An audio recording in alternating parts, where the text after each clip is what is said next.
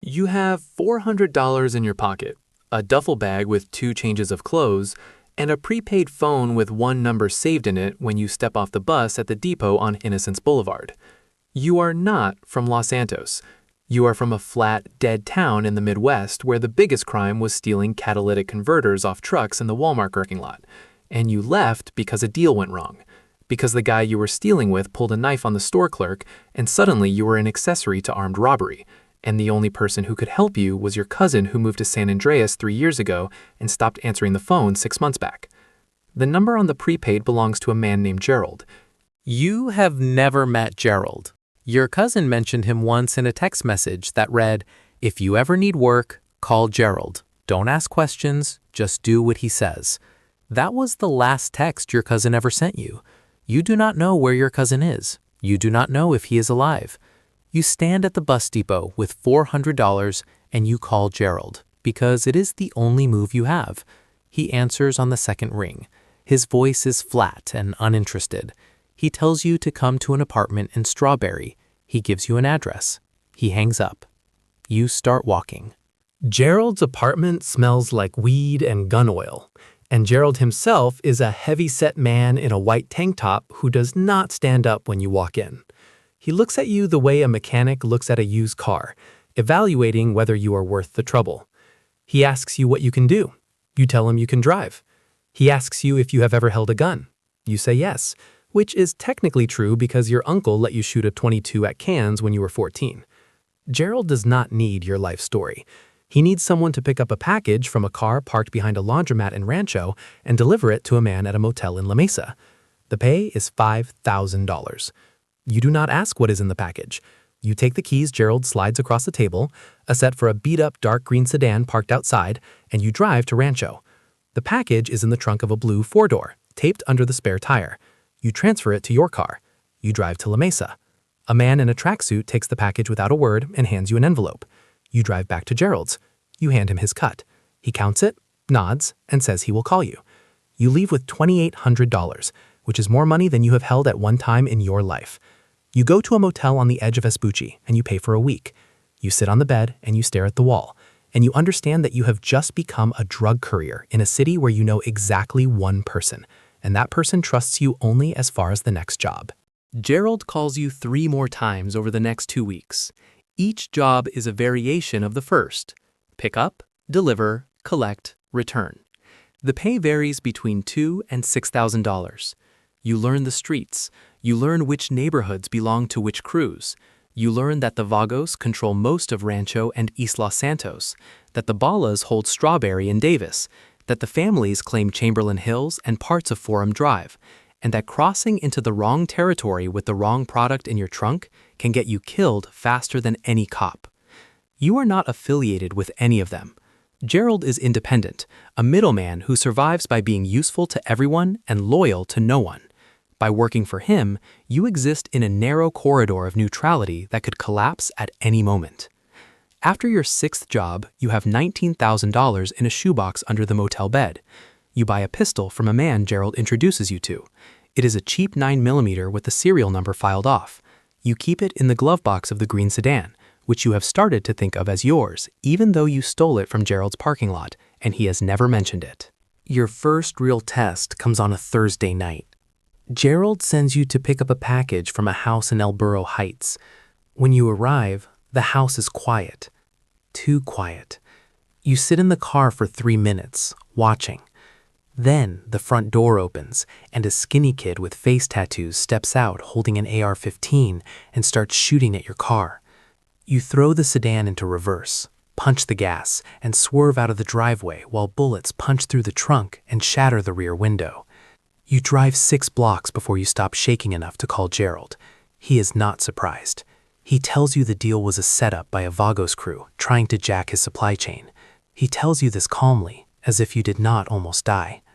Then he tells you there is a bonus job. The kid who shot at you is named Ricky, and Ricky is a problem that Gerald needs solved. Gerald does not use the word kill. He says handle. The pay is $15,000. You sit in the car with the shattered rear window and the bullet holes in the trunk, and you think about the $400 you arrived with, and the motel room, and the shoebox, and the 9mm in the glove box. You drive to Elborough Heights. You find Ricky sitting on the porch of the same house, alone, scrolling through his phone. He does not see you until you are already out of the car. He reaches for the rifle leaning against the railing. He is not fast enough. You fire 4 times. 3 of them hit. Ricky falls off the porch and does not move.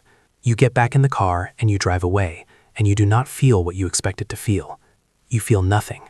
That absence of feeling is more frightening than the gunshots, and it stays with you for weeks, a hollow space behind your ribs where something used to be.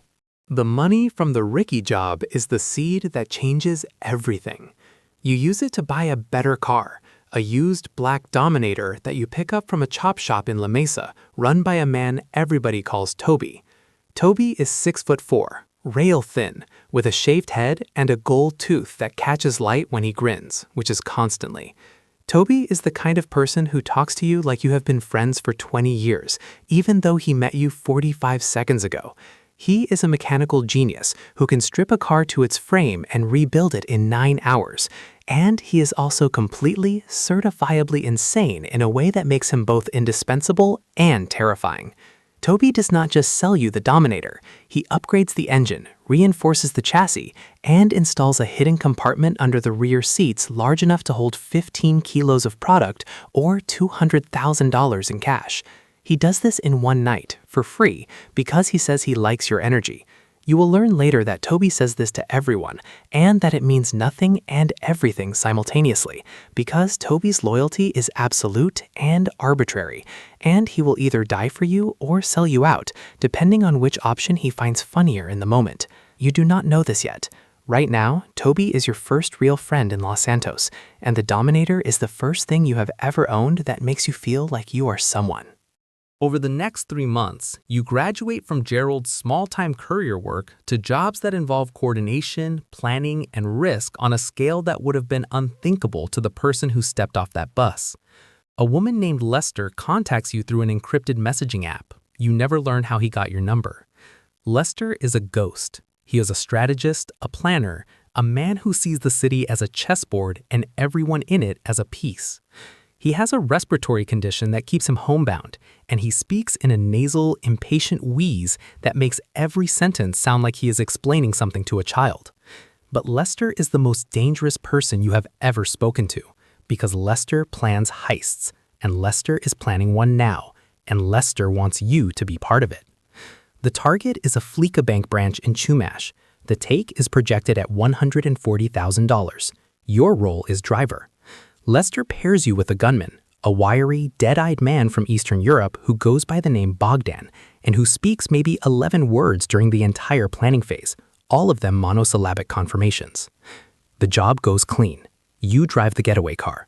Bogdan controls the bank. Lester handles the police scanner and traffic light manipulation remotely. You are in and out in 4 minutes. Your cut, after Lester's fee, is $57,000. You deposit it in a maze of accounts that Lester sets up for you, structures so layered that the money becomes invisible. You are no longer a courier. You are a heist crew member. You are 23 years old, and you have killed a man and robbed a bank, and you have been in Los Santos for less than 5 months. The Fleeca job opens doors that do not close. Lester feeds you into a pipeline of escalating operations. You hit a Paleto Bay bank with a 4-person crew and walk away with $250,000. You knock over a Series A drug operation run by a biker gang, seizing their product and their distribution network in a single coordinated assault that involves 12 people, 4 vehicles, and a helicopter that Toby somehow acquires from a contact at the Los Santos airport. Toby flies the helicopter himself, despite having no formal training, laughing the entire time through the headset, while you're in the back loading duffel bags and trying not to die. Toby crashes the helicopter during extraction, flips it into a field outside Grapeseed, and walks away from the wreckage without a scratch, still laughing. You break 2 ribs. Toby drives you to a veterinarian in Sandy Shores who patches you up without questions. You pay the vet $3,000. Toby pays nothing because the vet apparently owes him a favor involving a stolen racehorse, a story you never get the full details of. By the end of your first year, your net worth is somewhere north of $2 million. Laundered through businesses you have started acquiring on Lester's advice. You own a car wash in Cypress Flats, a nightclub in West Vinewood, and a stake in a counterfeit document operation that runs out of a warehouse near the docks. The The nightclub is legitimate on the surface, a functioning business with a liquor license, DJ bookings, and a bouncer at the door.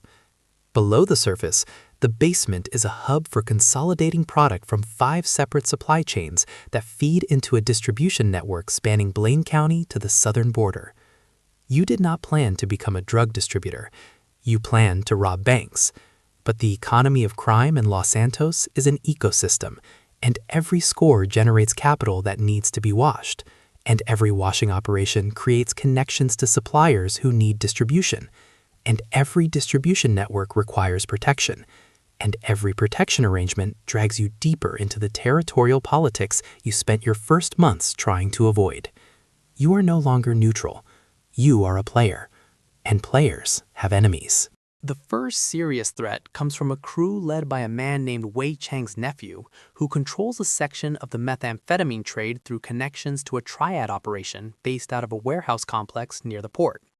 You have never dealt with the triads directly, but your distribution network has begun cutting into their retail territory in East Vinewood, and they respond the way organizations like theirs always respond.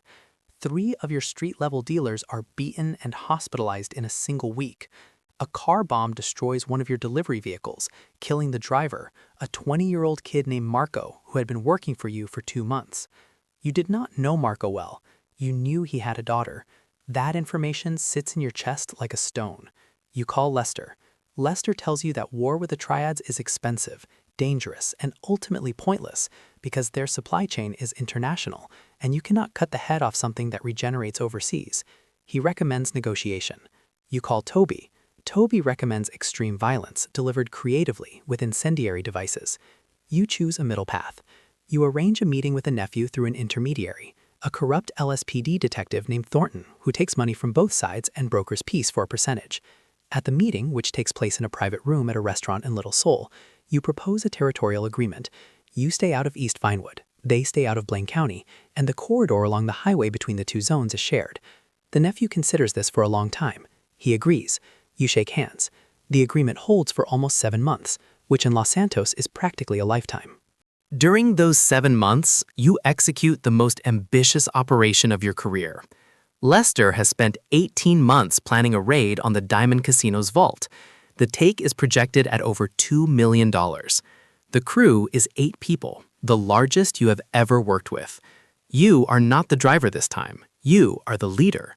You plan the approach, assign roles, approve the equipment, manage the budget, and make the call on every variable that Lester flags as a decision point. Toby runs the vehicle logistics, sourcing a fleet of modified cars, a utility van disguised as a maintenance vehicle, and an armored Kuruma that will serve as the final extraction vehicle. The infiltration team includes Bogdan, who has become your most reliable operator, a demolition specialist named Joy, who speaks only when she has something critical to say, and who can crack a Chubb safe in under 3 minutes, and 4 additional gunmen recruited from a network of freelance criminals that Lester maintains like a dark web LinkedIn. The heist takes 11 minutes from breach to extraction. The vault yields $2.3 million. One of the gunmen is shot during the exit and dies in the back of the van before Toby reaches the safe house. His name was Curtis. You pay his share to his family anonymously. Lester advises against this because it creates a traceable connection. You do it anyway. It is the one decision in the entire operation that is not strategic, and it is the one you lose the least sleep over. Your share of the Diamond Casino job is $640,000 after cuts, expenses, and Lester's fee. Combined with your business income, your laundered reserves, and your liquid cash holdings, your total assets now exceed $4 million. You buy a penthouse apartment in Eclipse Towers. You buy a Zentorno, a T-20, and an armored Insurgent that you keep in a private garage beneath a nightclub. You buy a weapon locker that contains, at current count, 14 firearms, ranging from a suppressed pistol to a military-grade combat MG that Toby acquired from a National Guard shipment that fell off a truck in a way that trucks do not fall unless someone cuts the brake lines. You are 25 years old. You are, by any measurable standard, one of the most successful criminals in Los Santos, and you are also, by any honest assessment, trapped. The trap is not physical. You can go anywhere. The trap is structural. Every asset you own requires protection. Every protection arrangement requires manpower. Every employee you hire knows enough to implicate you.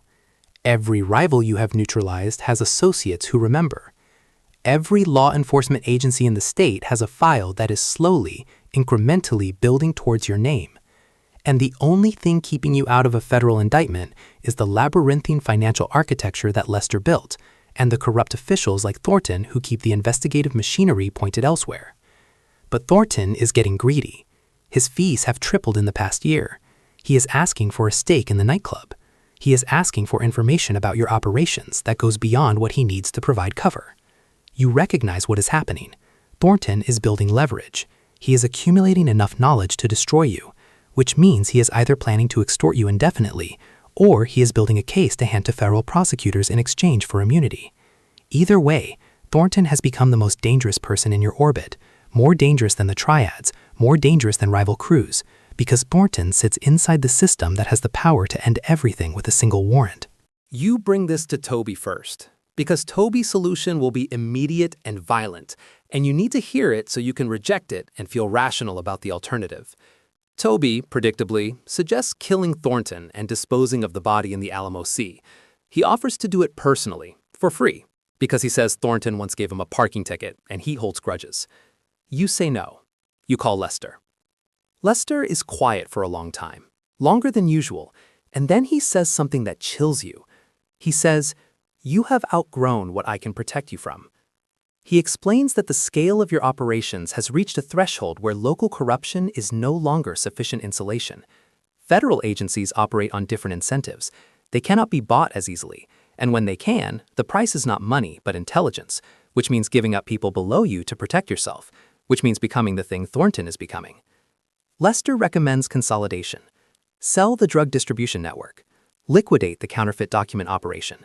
Keep the nightclub and the car wash as legitimate fronts. Invest the remaining capital offshore. Go quiet. You listen to this advice. You understand it is correct. And you do not follow it. Because going quiet means giving up the infrastructure you have spent 2 years building. And infrastructure is power. And power is the only thing that has kept you alive since the day you stepped off that bus with $400. Instead, you double down. You acquire a bunker in Blaine County through a shell company and begin manufacturing weapons. You invest in a hangar at Fort Sancudo's civilian annex and start running air freight smuggling operations. You recruit a team of 8 full-time operators who answer only to you. Toby runs the vehicle and aircraft maintenance. Bogdan handles security. Joy manages the bunker operations. You are building an empire, and every break you add makes the structure more profitable and more fragile. The Triad's territorial agreement collapses when the nephew is arrested and his successor does not honor the deal. A biker gang from Sandy Shores begins raiding your supply runs. The FIB opens an investigation that you learn about from a contact inside the agency who charges you $200,000 for the warning. You spend money to make money, and you spend money to stay free, and the two expenditures are accelerating toward a point where they will intersect and consume everything. You are sitting in your penthouse at 3 in the morning, looking out over the city, and your phone buzzes. It is Toby. He is laughing, which could mean anything from "I found a great deal on a helicopter" to "someone just tried to kill me and I thought it was hilarious." He tells you that a crew hit the bunker an hour ago. Joy handled it. 3 attackers are dead. The bunker is intact. But one of the attackers was carrying credentials identifying him as a private military contractor employed by Merryweather Security, which means someone with serious resources and government-adjacent connections has decided that your operation is a target worth hitting. Toby is still laughing. He says, "We're moving up in the world." You hang up the phone. You do not laugh. You sit in the dark, and you think about the bus depot on Innocence Boulevard, and the $400, and Gerald's apartment, and Ricky falling off the porch, and Marco's daughter, and Curtis dying in the back of the van, and every single decision that brought you from that bus to this penthouse. Every one of those decisions made sense at the time. Every one was the logical next step. And every one added a weight to a structure that is beginning to groan under the load. Tomorrow, Lester will call with intelligence on the Merryweather connection. Toby will present a plan that involves explosions. Bogdan will say 4 words that somehow capture the entire strategic picture. Joy will have the bunker fortified and ready. Thornton will leave another voicemail that you will not return. The FIB file will grow by another page, and you will sit at the center of all of it, making decisions, giving orders, managing an empire that exists because you were too broke to go straight and too good at crime to stop. You are 25. You have $4 million, a criminal network spanning 2 counties, a body count you have stopped tracking, and a feeling in your gut that tells you the next 12 months will either make you untouchable or bury you. The city does not care which one. Los Santos has seen 1,000 people like you. It will see 1,000 more. The only question it asks is the one it has always asked, the one it asked you on the day you arrived with nothing. What are you willing to do? You have answered that question every single day since. The answer keeps changing. The question never does.